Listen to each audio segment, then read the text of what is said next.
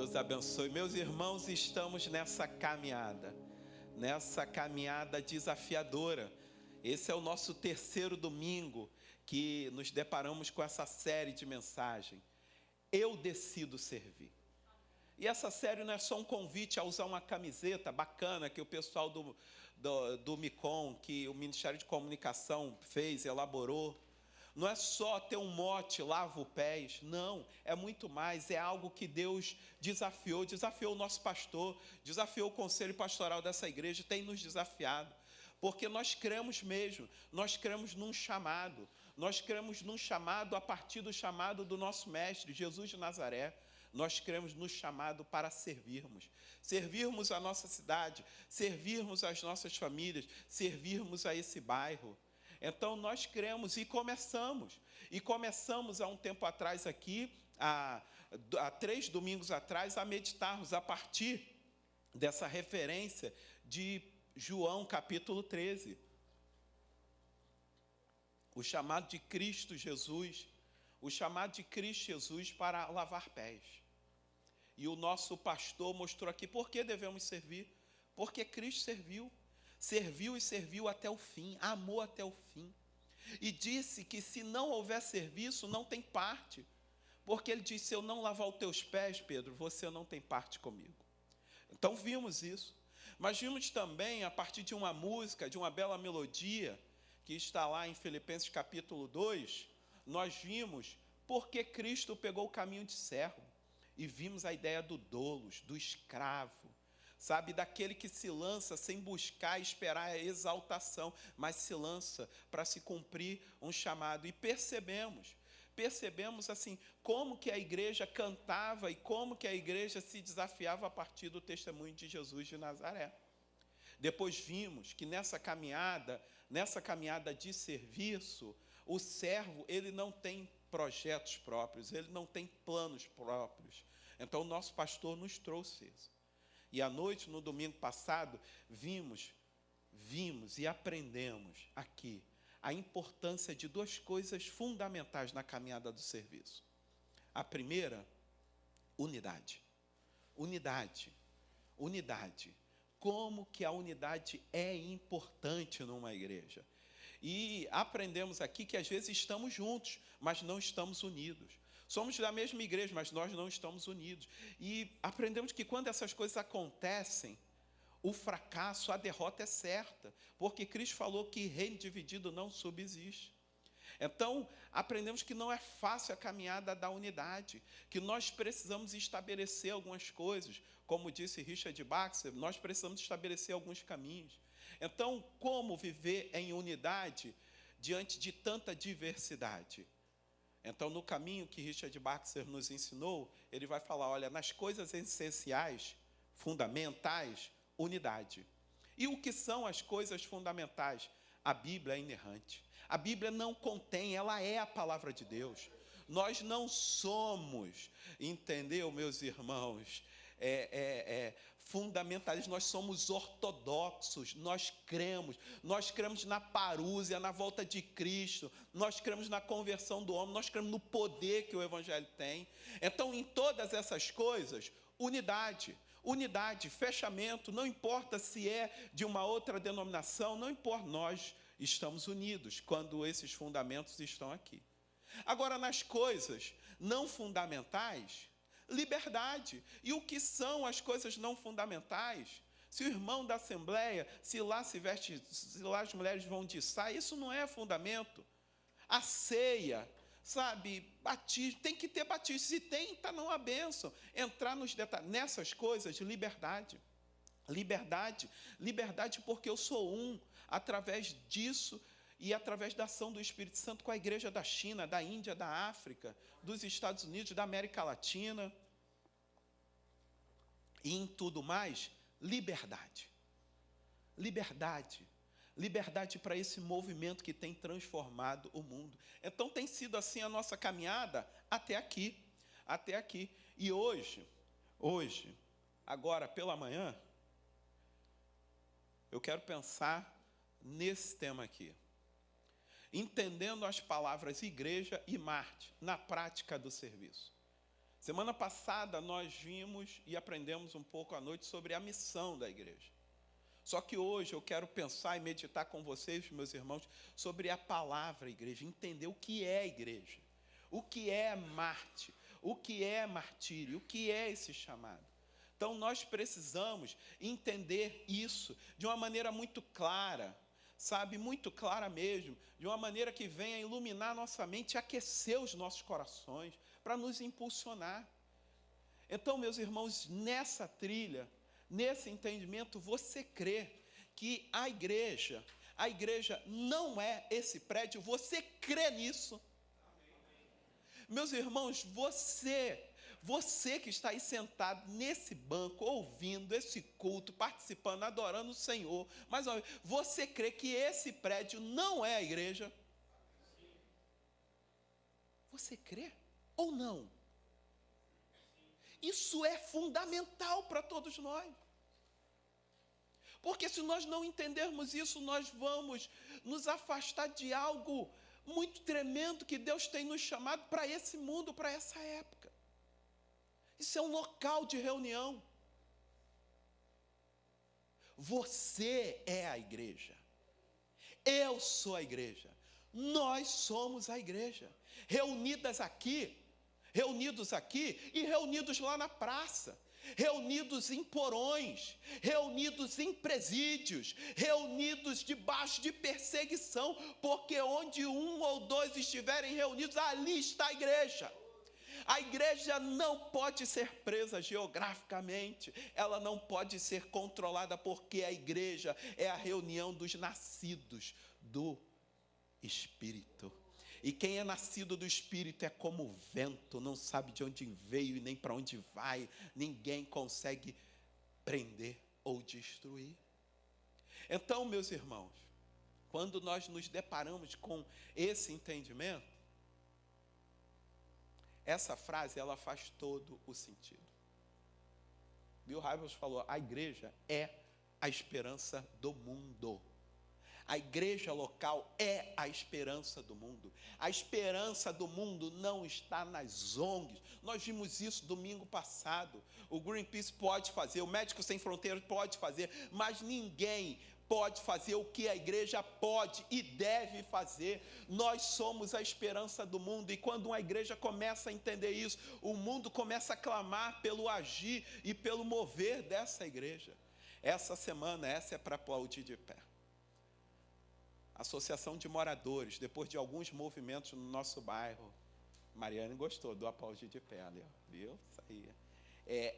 A Daiane me falou sobre a Associação de Moradores nos procurou a igreja, e tivemos uma reunião, conversamos com o Conselho Pastoral, e na quarta-feira eles chegaram e trouxeram a seguinte proposta: olha, durante muito tempo aqui no bairro Peixoto nós tivemos uma festa caipira, nós tivemos festa, só que não deu certo, as pessoas que organizaram, a última deu confusão, teve briga, mas nós entendemos que o bairro precisa de um movimento para juntar as famílias.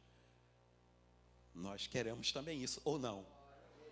Nós queremos isso ou não? Nós entendemos isso.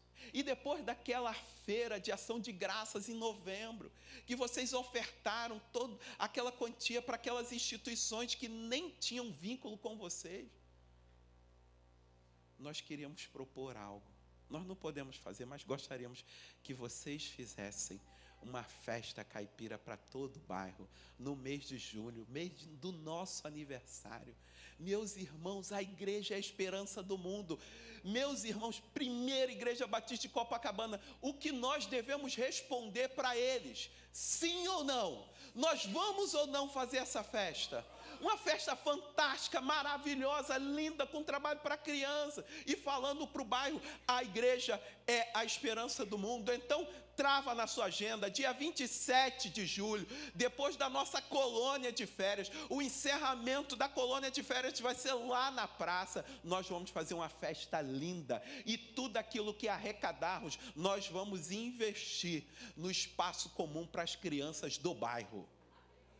Você vem junto? Então a igreja é a esperança do mundo. A igreja é a esperança do mundo. Meus irmãos, o caos dominou, o caos imperou, mas nós estamos aí, a nossa história tem 2000 anos, 2000 anos de história. Sabe, meus irmãos, são perseguições, são lutas. Sabe, teve um momento que o Império Romano, na pessoa de Tibério, desenvolveu um sistema mesmo de perseguição bem elaborado, começando a confiscar, começando a impedir a evangelização, a impedir coisas. E a máquina estatal foi cercando a igreja através de Tibério César. O funil está apertando. O que aconteceu quarta-feira no Brasil é para nós ficarmos em alerta. O que o Supremo fez quarta-feira é para apertar o funil. Porque quem vai poder dizer o que não é e o que é um discurso de ódio e homofóbico? Quando a Bíblia diz, e nós cremos, que qualquer prática promíscua é pecado. Quem vai poder falar? O funil vai apertar. Mas como o nosso pastor já pregou aqui, nós vamos passar pelo funil. Que Deus nos honre, que Deus nos sustente e nos dê coragem. Então, quando Tibério começou a fazer esse movimento, um outro imperador que veio depois, muito cruel, ele perseguiu de uma maneira mais sistemática a igreja, matando, prendendo, e depois de um colapso governamental, de uma administração governamental péssima, ele teve uma excelente ideia: culpa os cristãos. E foram mais de 20, quase 30 mil cristãos presos, encarcerados, empalados. Sabe o que é ser empalado? É ter uma estaca que penetra o seu corpo a partir do ânus e sai pela boca. E à noite eles penduravam cristãos para iluminar a cidade de Roma. Mas, meus irmãos, a igreja não foi destruída e nem encarcerada, porque ela é a esperança do mundo. E sabe o que aconteceu? Logo depois, teve uma ação, uma praga de lepra naquela cidade e naquele império. E sabe o que aconteceu? Muitas famílias se separaram, os leprosos tiveram que ir para as cidades de refúgio. E sabe o que aconteceu? Quem cuidou daquelas pessoas? Sabe quem tocou naqueles leprosos? Sabe quem foi usado por Deus para curar aquelas pessoas? A igreja. A igreja, ela não encolheu a mão. A igreja perseguida, a igreja humilhada, mas sempre triunfante debaixo do poder do Espírito Santo de Deus. Nós somos a igreja, você é a igreja, e nós somos a esperança desse mundo. É por isso que nós temos que tomar uma decisão: eu vou servir. Que me persigam na escola, no trabalho, que me ponham no pior setor, eu vou servir. Eu vou ser o melhor funcionário público, eu vou ser o melhor, eu vou servir as pessoas, eu vou lavar os pés mesmo quando eu for enganado, passado para trás, eu vou servir. Então, meus irmãos, entender isto é fundamental, porque essa palavra igreja, ela é poderosa. Primeira vez no Novo Testamento que ela aparece, em Mateus capítulo 16, verso 18. O Senhor Jesus, se dirigindo a Pedro, diz: eu digo que você é Pedro, e sobre esta pedra edificarei a minha igreja, e as portas do Hades não poderão vencê-la. Palavra poderosa do Senhor. A igreja demonstrada aqui, a igreja revelada aqui, a igreja anunciada aqui por Jesus de Nazaré, é uma igreja que primeiro está marchando, ela não está parada. Ela não está parada, ela está marchando, e ela tem uma direção, não fique pasmo, não fique aterrorizado, mas a igreja está indo de encontro ao inferno. Não é o inferno que chega às portas da igreja, é a igreja que vai chegar às portas do inferno. E nós vamos, sabe o que fazer quando chegarmos lá? Nós vamos derrubar, nós vamos meter o pé, vai cair tudo que é porta de inferno aqui na zona sul do Rio de Janeiro. Nós cremos que vai cair a porta de inferno de promiscuidade, do tráfico, de milícia, vai cair, porque a igreja vai marchar. As clínicas de aborto vão fechar, a igreja vai marchar, vai orar, isso vai acabar. Então, quando Jesus revela o que é a igreja, ele mostra ela dessa maneira. E por que essa palavra? Por que não falar, olha, o que eu estou construindo, o movimento que eu estou fazendo é um movimento judaico, é um up, é um segmento, é uma facção judaica. Vocês vão se reunir e ter as práticas judaicas, ou então as práticas dos estoicos, ou então qualquer outra prática de um grupo daquela época.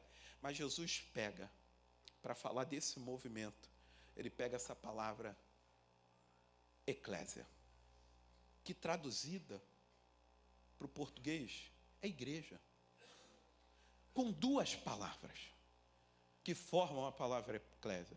A primeira ek, para fora, e a segunda, clésia, chamados. Sabe o que é a igreja? São os chamados para fora. A grande assembleia que se reúne para fora. A grande assembleia que vem, mas sai. Sabe, meus irmãos, quando pensamos nisso tudo aqui, em servir em células, em servir em missões, sabe, no som da igreja, na oração, no ensino, sabe, com casais, com crianças, na cantina, sabe, no domingo passado, nós entramos nesse caminho, nós não podemos oferecer para essa igreja cargos, títulos, mas foi oferecido domingo passado maca. Você quer ser um carregador de maca? Vem com a gente. Nós vamos carregar maca. Nós vamos carregar maca, abrir telhado, colocar as pessoas enfermas lá e falar, Jesus cura, transforma. Mas tudo isso tem que vir posterior a isto, a cruz. A cruz. Por quê? Porque nós somos eclésia, nós fomos chamados para estarmos aqui. Na cruz a nossa vida findou, mas ela também iniciou. É por isso que podemos servir. É por isso que abrimos as casas. É por isso que ofertamos. É por isso que nos lançamos. É por isso que mesmo com um trabalho danado, mesmo chorando, mesmo às vezes sendo abatidos, como foi essa semana, com tristeza, com lutas, que você chega assim, Deus, por quê? Porque nós acreditamos no avivamento. Nós acreditamos mesmo com tudo isso. Meus irmãos, eu acredito. Todas as vezes pergunto a Deus, ó Deus, será que vai ser hoje? Que as comportas vão arrebentar, nós vamos ver o teu poder sobre nós. Isso é eclésia. Sabe, meus irmãos, para entendermos a eclésia, nós precisamos perceber algumas características dessa eclésia. Primeira característica, ela é povo de Deus. A igreja é povo de Deus. A segunda, ela é esposa. A terceira, ela é transcendente. Quarta, ela é treliça e videira. A eclésia é isso. É isso que é a igreja. Algumas características. Primeira delas, ela é povo de Deus. Olha o que a Bíblia diz. A Bíblia diz em 1 Pedro, capítulo 2, verso 9 até o 10. Vocês podem ler, por favor?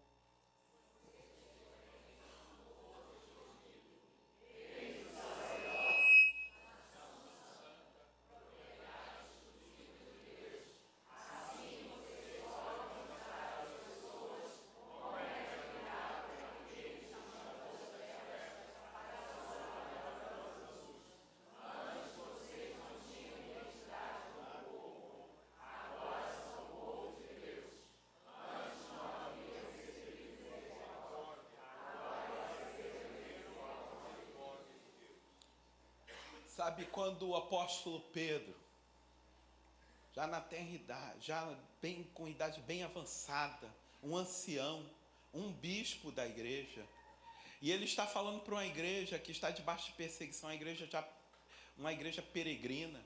Ele olha para essa igreja e ele diz o seguinte, eu vou falar uma coisa para vocês. Vocês são povo de Deus. Vocês são povo de Deus. Sabe o que você é? Você é povo de Deus. Você é povo, e não é qualquer povo, é um povo escolhido por Deus. Deus nos escolheu, assim como Ele fez com o nosso pai Abraão. Sabe quem era o nosso pai Abraão? Sabe, Abraão estava lá no crescente oriente. Ele estava lá, ele não era ninguém, era um pagão, era um perdido. Mas Deus o escolheu e o constituiu pai de muitas nações. Foi isso que Deus fez com você. É um mistério, é um mistério. É um mistério da escolha de Deus, da soberania dele, do poder dele. Ele pode fazer isso. E ele te escolheu e te tirou, me escolheu, sabe de onde? De um reino de trevas. Nós estávamos perdidos, diz a palavra do Senhor, e Ele nos chamou pelo nome, Ele nos tirou do lamaçal e falou: eu vou te transportar, você vai ser transportado, vai sair desse reino de trevas e agora estará aqui no meu reino de luz. E esse processo trouxe uma série de transformações. Ele nos transformou em sacerdotes deste reino. Sacerdotes do reino, aqueles que apresentam as pessoas para o rei. Nós somos isso, mas não só isso. Ele diz: olha, além de povo, vocês se tornaram uma nação. Quem eram os hebreus? Os hebreus, e a palavra, a epistemologia vai levar para isso, são pés de poeira, gente que vagueia. Não era nação, não era nada, um povinho, um punhado de gente. Só que o texto diz: vocês, como eles, foram transformados em nação santa.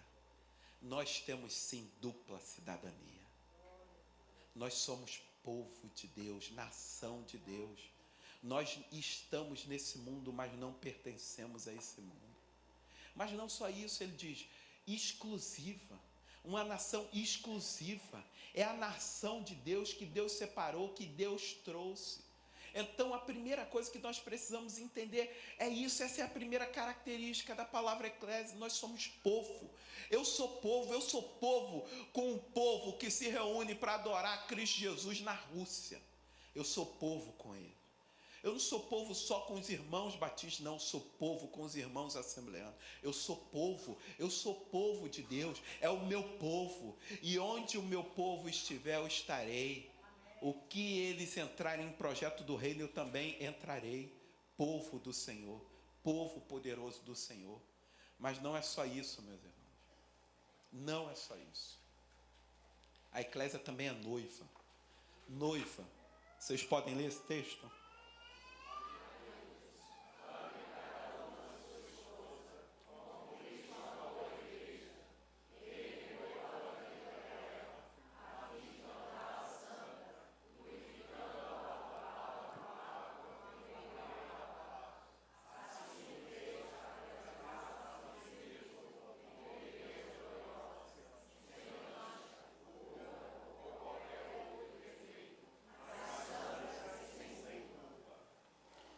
Em uma época onde as mulheres estão tão vulneráveis, com tantos homens covardes, que às vezes estão em templos, mas não são templos. Eles estão, mas não são, porque são covardes. Cristo, quando põe o padrão de casamento, o padrão que um homem deve fazer com a sua esposa, ele diz: o padrão sou eu. Vocês devem amar. Amar porque essa é a minha noiva e eu a amo. Eu a amo quando ela está bem, quando ela está mal. Eu amo e porque eu amo eu cuido. Porque o meu amor não é só um discurso, é um amor prático. Eu cuido, eu limpo, eu transformo. Sabe, meu irmão, minha irmã, abrindo um parênteses aqui, o seu cônjuge é o seu cartão de visita. É triste perceber uns casais que começam numa trilha fantástica e depois de alguns anos a mulher está lá, toda bagunçada. O camarada pegou uma princesa e vai arrebentando na caminhada, no relacionamento conjugal. Esse não é o padrão de Cristo. Esse não é. Então, quando ele vai falar da igreja, ele diz: ela é noiva. Ela é noiva e quem cuida dela é o noivo. E eu preparo, eu cuido. Sabe, numa época onde estão, de uma maneira tão violenta, falando mal da igreja, falando bobagem sobre a igreja.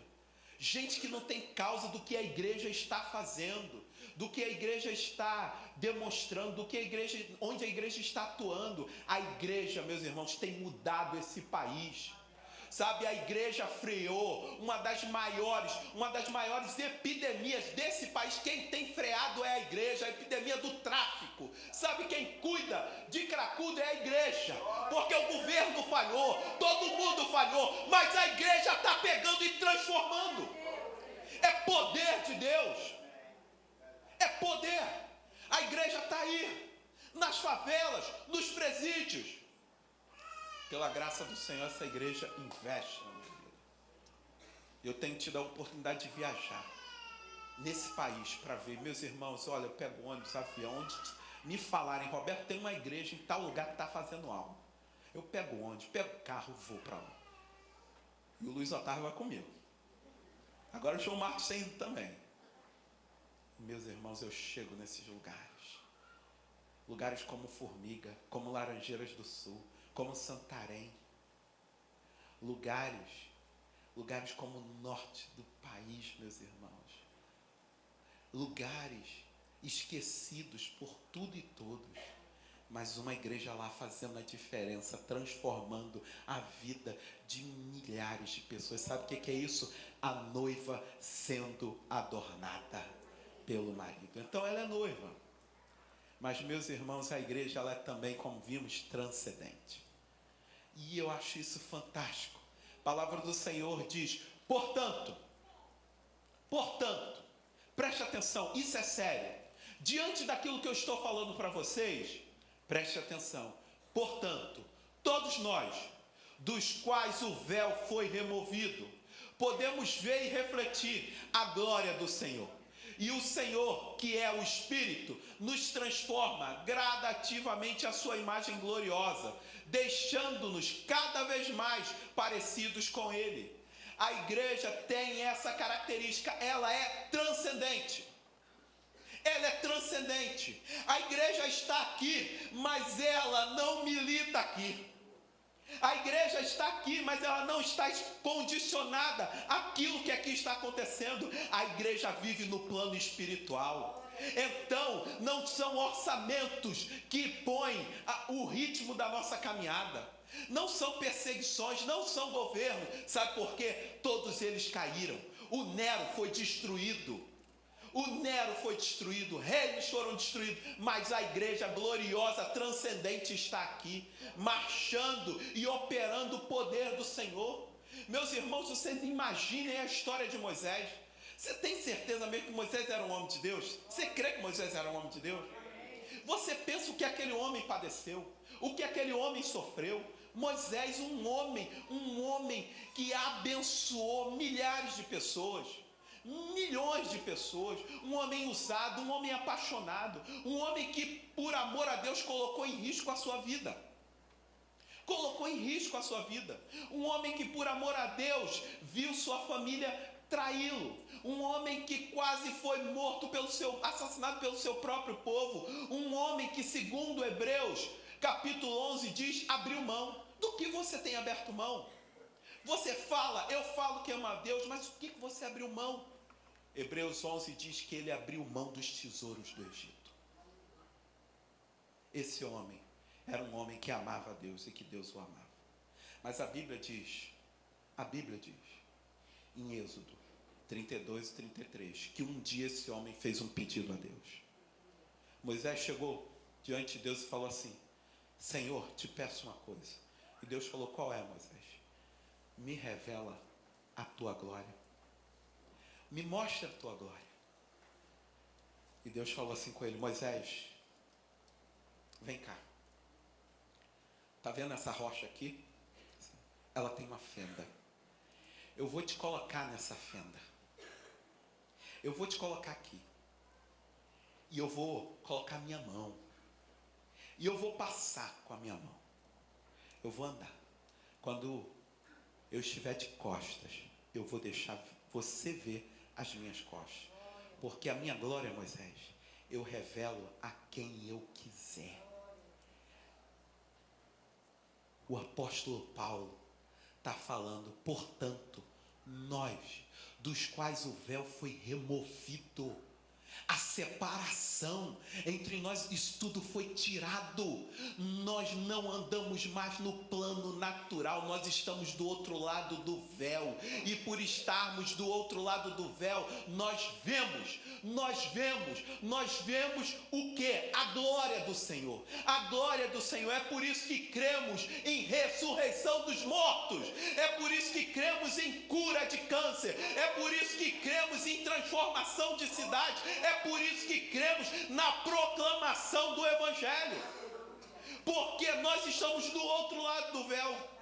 Mas não é só isso, ele diz, nós vemos e nós refletimos. Por isso a igreja é a esperança do mundo, porque ela reflete a glória de Deus aqui nessa terra, poderosamente. Então você é reflexo da glória de Deus, meu irmão, minha irmã. Então a igreja, ela está aqui, mas ela anda aqui. Ela anda pela fé. Ela anda debaixo de poder. Ela anda crendo, não buscando sinais, mas sabendo que os sinais a acompanharão. Todos os sinais. Aqueles que saem a pregar. E por último, a igreja é treliça. É treliça e videira. A igreja é organismo, mas ela é organização. Sabe, quando nós vamos olhando, quem aqui está no 1, 2, 3? Levanta a mão, coisa linda. Eu quero desafiar você aí, no seu banco talvez tenha, mas lá atrás eu estou vendo, tem um panfleto, um folder do 1, 2, 3. O que é 1, 2, 3? É o nosso projeto de leitura bíblica para o ano inteiro.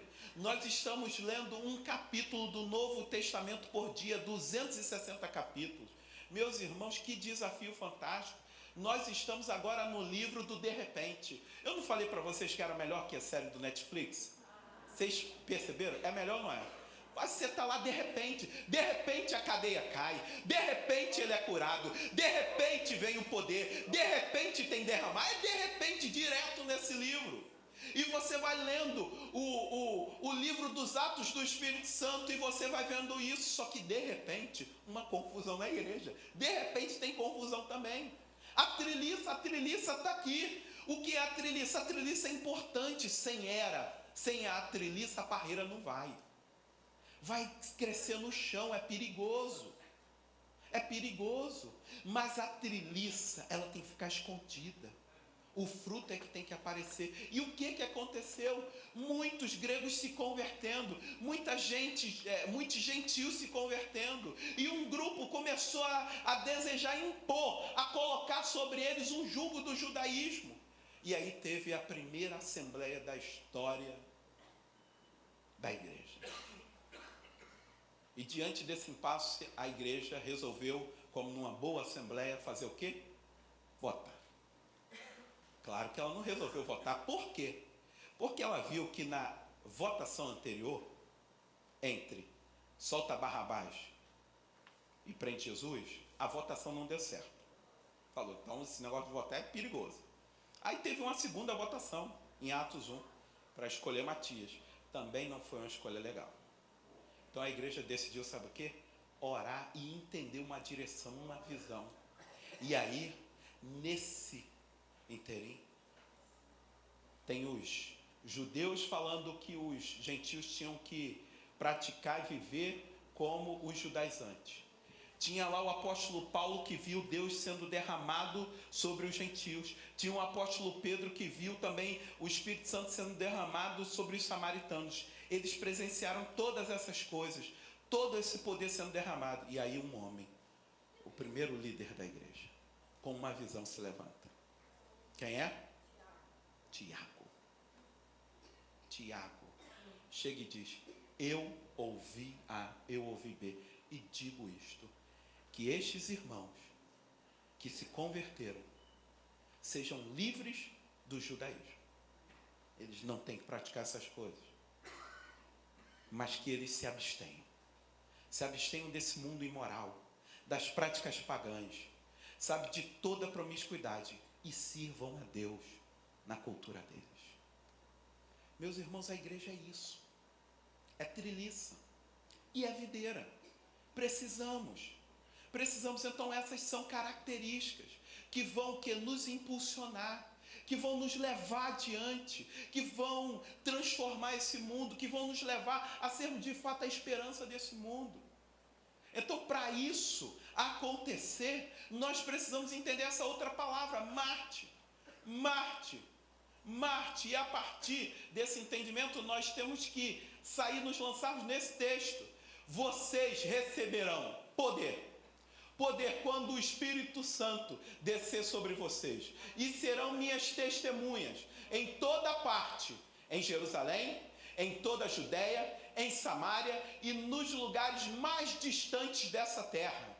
Mais distantes dessa terra. O Senhor Jesus, naquela reunião, preparando aqueles homens e aquelas mulheres que iriam para o cenáculo, aqueles 120 que estavam amedrontados, que estavam acovardados, o Senhor Jesus aparece para eles e diz: poder vai ser derramado sobre vocês.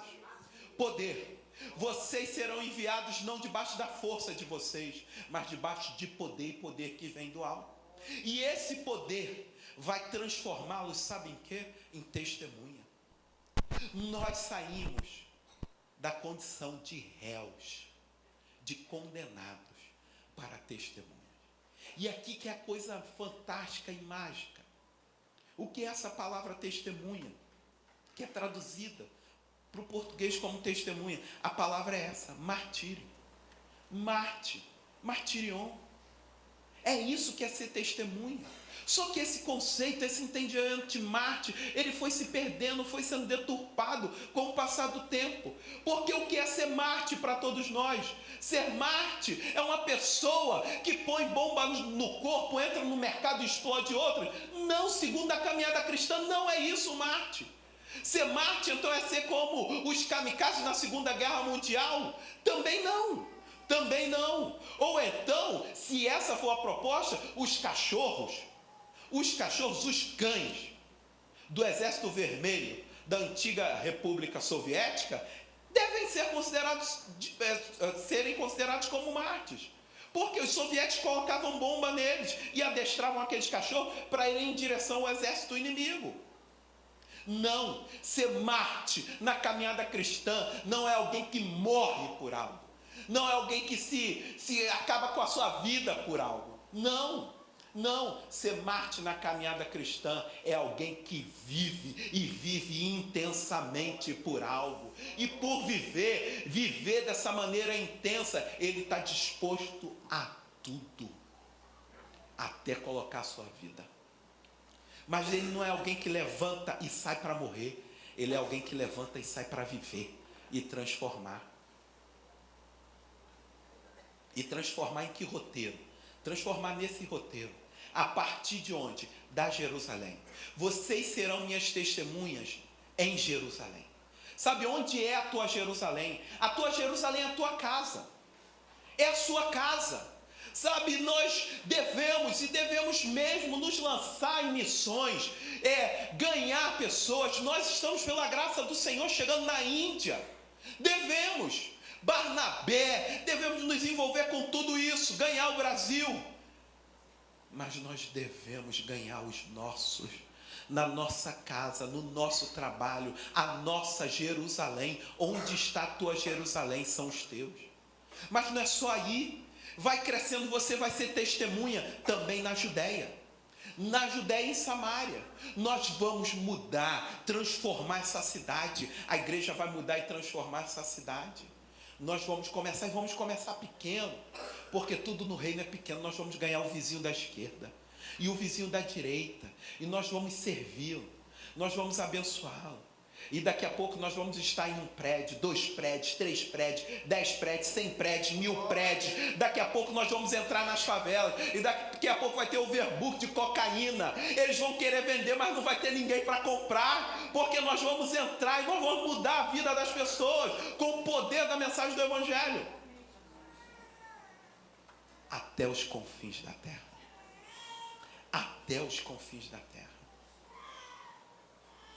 Então, meus irmãos, como nós vamos fazer isso? E para quê? Nós vamos fazer isso debaixo de poder. Quem chancela isso não é uma denominação, não é uma liderança humana, mas é o próprio Espírito Santo.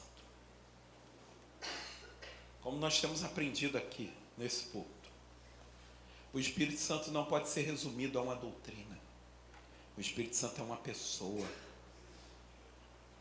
O Espírito Santo é poder, é o batedor da igreja. O Espírito Santo é aquele que tem lutado pela igreja.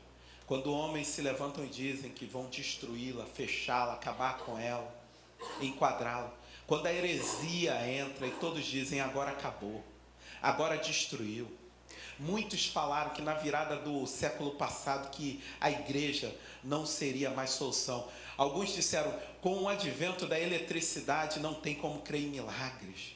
Mas os milagres estão aí, a igreja está aí. E a igreja na Europa está crescendo também. Sabe, meus irmãos, em julho, como o João Marcos falou, nós teremos muitas festividades aqui.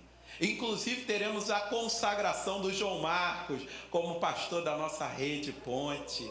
Reconhecimento desse servo de Deus junto com Júlia. Mas vai pregar aqui Roberto Botrel, um homem que vai trazer um testemunho poderoso do que está acontecendo na Europa, na Alemanha, na França, com igrejas sendo avivadas, com igrejas sendo restauradas, com um movimento para ganhar aquela terra para Jesus. É debaixo de poder, é com a ação do Espírito Santo. E para quê? Para impactar, para transformar. É impacto, é impacto. Onde estão as portas do inferno? Nós queremos impactar. E nós queremos ver transformado esse mundo. Nós queremos ver todas as áreas, todas as esferas sendo transformadas pela regeneração de Cristo Jesus. Porque não há nada nesse mundo que Ele não diga, como disse o autor, que é dele. É dele, é para Ele e para a glória dele. E nós vamos. Então, meus irmãos, duas imagens para você guardar no seu coração, para você entender que você é igreja e que você é Marte. A primeira imagem é essa, de um homem com a chave na mão. Eu não sei qual é a sua experiência com chaves, mas a minha não é muito boa. Porque eu recebi a chave lá de casa, minha mãe me deu a chave de casa só quando eu tinha 16 anos. E, gente, foi depois de um sermão violento, de mais de uma hora. Na metade eu falei assim, nossa, eu não quero mais ter a chave de casa. E ela me falando da responsabilidade, do perigo, não sei o que, de tudo. Eu não sei porque ela só me deu com 16 anos, porque para o meu irmão ela deu quando ele estava virando de 10 para 11 anos. Não sei por quê, porque eu sempre me achei são. Mas a chave da sua casa é algo importante. Quantas pessoas têm a chave da sua casa? Para quantas pessoas você deu a chave da sua casa? Palavra do Senhor em Mateus 16, a partir do verso 18, Jesus diz, eu dou a vocês a chave do meu reino. Você tem a chave do reino. É por isso que nós vamos. É por isso que nós acreditamos. É por isso que nós cremos. Porque a chave do reino está em nossas mãos. E Ele diz, vocês têm a chave do reino. E aquilo que vocês ligarem na terra será ligado no céu. Será ligado no céu. Então nós temos a chave do reino em nossas mãos. Você que é a igreja e Marte tem a chave nas suas mãos. E você tem poder sobre você. Sabe, poder que vem do alto. Poder, sabe o que é esse poder? É dínamos. Sabe, não é o dínamos da dinamite.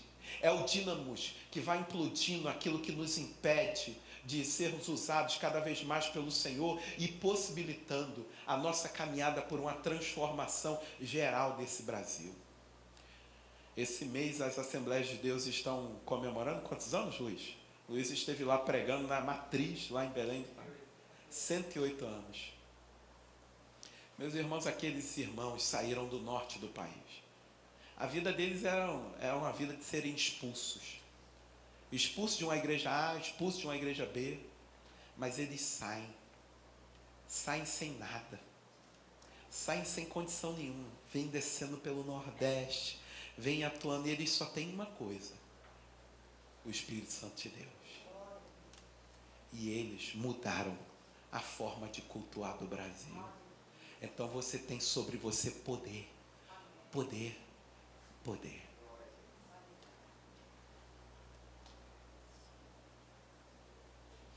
Que estas sejam as marcas de nossa comunidade.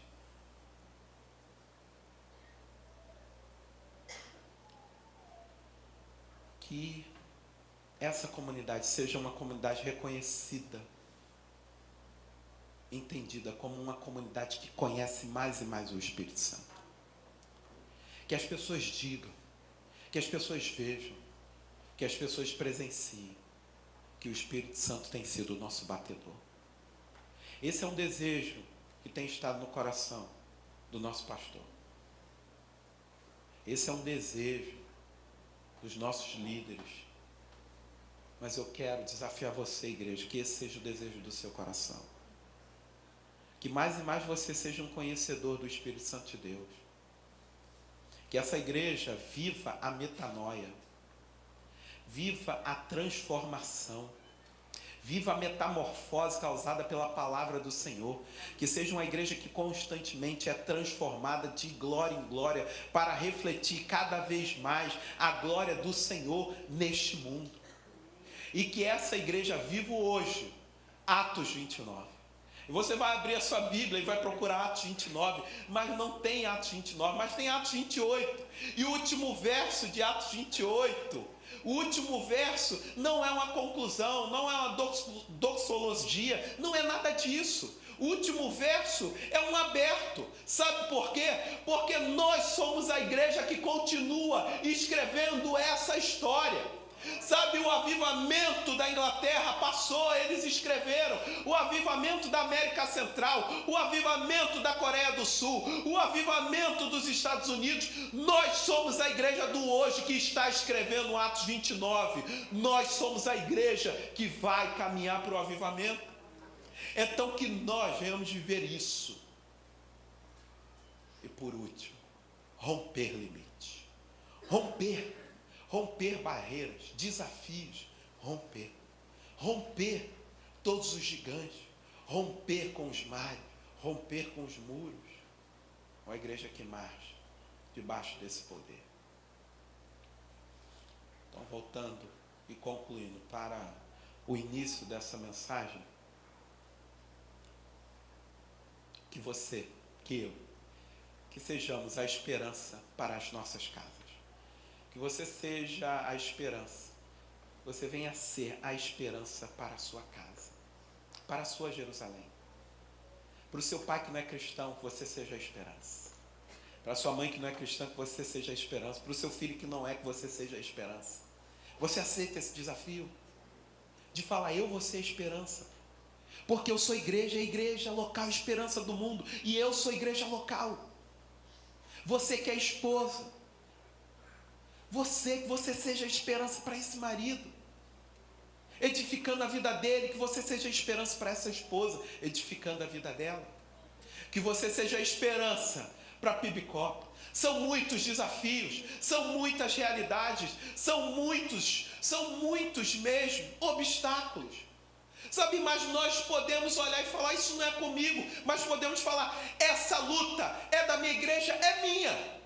Eu serei esperança para a minha comunidade. Eu serei esperança para essa igreja. Onde estão precisando, o que estão querendo, eu vou ser esperança. Eu vou. Hoje no primeiro culto, alguns irmãos me procuraram. Mas um chegou e falou assim, Roberto, se for preciso, eu pego no rodo, no balde e no pano de chão. Mas eu quero ser esperança para a minha igreja. Sabe, não é só uma camisa. Não é só uma camisa. Não é só uma campanha. É um caminho de transformação, um entendimento, é uma marca. Fala, nós seremos assim. Nós decidimos servir. Que você seja esperança para essa igreja. Que você ponha a mesma mão nesse arado. Que você seja esperança para a Zona Sul. Para a Zona Sul, para esse lugar tão desafiador, onde o Evangelho está há centenas de anos, centenas. quase 5 séculos aqui. Que você seja a esperança, se levantando e falando: eu vou abençoar essa terra e ser canal de transformação para ela, para falar para aqueles que têm muito que eles têm que abençoar, e para falar para os que têm pouco que eles podem ter esperança, que está chegando o ano do jubileu. Glória a Deus, vai chegar o ano do jubileu. O ano do jubileu vai chegar. Que você seja esperança para essa cidade, até os confins da terra. Meus irmãos, eu creio que um avivamento vai chegar no Brasil, mas ele vai passar pela cidade do Rio, e ele vai passar pela zona sul do Rio de Janeiro. Eu creio. É por isso que eu busco. Eu quero desafiar você nessa manhã. Você é igreja local, a esperança do mundo. Eu quero orar por você. Semana passada, falei para vocês, nós não podemos oferecer cargo. Mas você quer carregar maca? Tem maca para carregar. Tem telhado para abrir. Tem pés para lavar. Tem toalha. Tem bacia. Tem água. Isso podemos oferecer. Você quer ser a esperança para esse mundo? Você quer vir com a gente? Quer aceitar esse desafio? Você deseja isso mesmo? Tem que ser uma decisão. Eu decido. Eu decido. Não vou fazer para A nem B, nem para líder X, nem para líder Y. Não é por causa da denominação de igreja, não. Eu decidi. Eu vou caminhar como meu mestre. Nós cremos que nós veremos a glória do Senhor sendo revelada nessa região. Se você deseja isso, se você quer isso mesmo, pô, vem aqui no altar, nós vamos orar. Vem aqui nessa plataforma, nós vamos orar. Eu quero orar com você, eu quero orar por você. Você diz: olha, eu quero. Levanta. É o momento de pegar a toalha, é o momento de pegar a bacia, é o momento de falar: eu vou ser a esperança. Eu vou ser a esperança da minha casa, para o meu marido, para os meus filhos. Eu vou ser a esperança para essa igreja. Eu vou falar: ela pode contar comigo. Ela pode contar para o que for. Para o que for. Para o que for. Venha. Nós vamos orar. Nós vamos orar com o nosso pastor. Ele vai orar e vai impor as mãos. Os outros pastores estão aqui também. Nós cremos que grandes coisas vão acontecer. Grandes coisas vão ser operadas nesse local. Amém. Louvado e bendito seja o teu nome, Pai.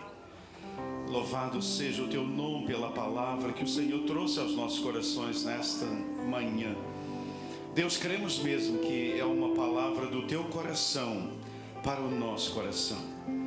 E Deus, nós estamos agora diante do Senhor, no teu altar, decidindo ser bênção, a começar na nossa casa e até aos confins da terra.